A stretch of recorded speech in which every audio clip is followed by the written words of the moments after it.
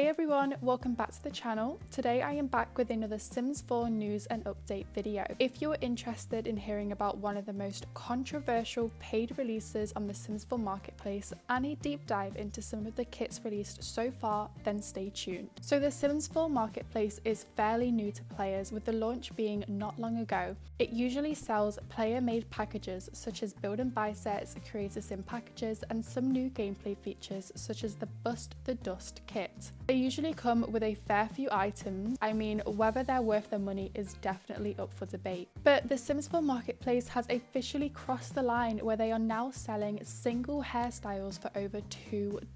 200 Moola is what this hair costs. If you buy this in game, it will cost you $2.49. This is the first ever single hairstyle released on the marketplace. So why is it just a single hairstyle? I don't get why it's not part of a larger pack. This hairstyle was created by SixamCC, the same person behind the infamous $5 power outlet sets. I'll get to that at the end of the video. Like I said, this is 200 Moola, $2.49 if you buy it in game. You get one hairstyle with two clip variants. So one clip is a butterfly, it seems, and the other clip is a crystal branch. So all in all, there is 24 swatches. I seriously don't understand why the Sims team is selling just one hairstyle. It really does feel so cash grabbing. So a lot of Simmers believe that the pointy left side of the hair looks like it's at a 45-degree angle, not soft waves, which I can agree on. Also, if you compare it to the base game hair from 2014, the base game head looks significantly better. In the black swatch, commenters say it looks literally pointy and like cardboard. And if we take a look at the actual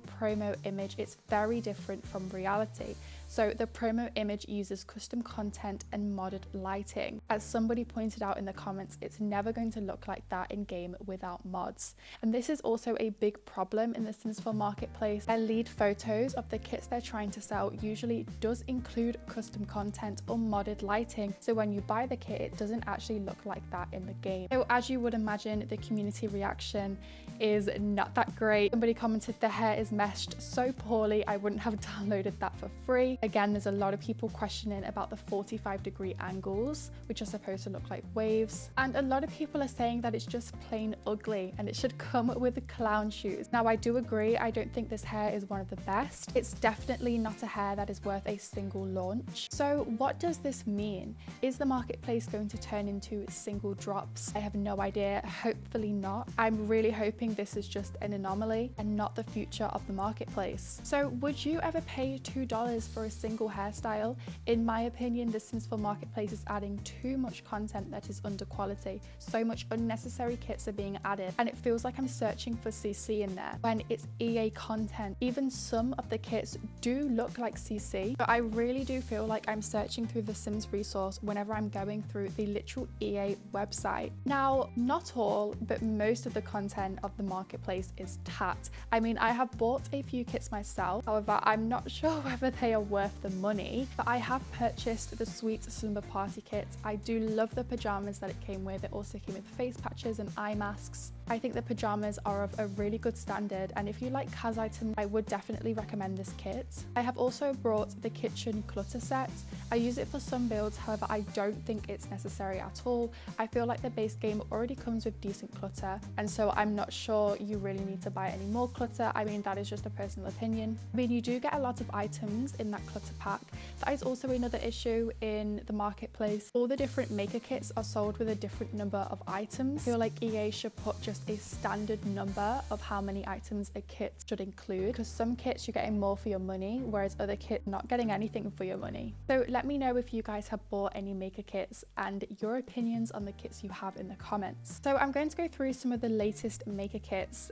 So one of the most latest ones is the release of Urban Refined. So this is 400 Moola, which was created by Twisted Cat. Just a note, you can't actually buy 400 Moola, you would have to buy 500 Moola. I mean, I guess you could buy 2 sets of 200 Moola, but I think that would be slightly more expensive than buying 500 Moola. I mean, I do like the Kaz items. They're different than items we've seen in The Sims 4. You do get a few different outfit options too, but the price tag is just not it compared to the full-size kits that offer at least double the value. Not long before this pack, Sim introduced a new set to the marketplace with the Come and Dine Maker Pack. This includes 8 items for 300 Moola, or around $3 US.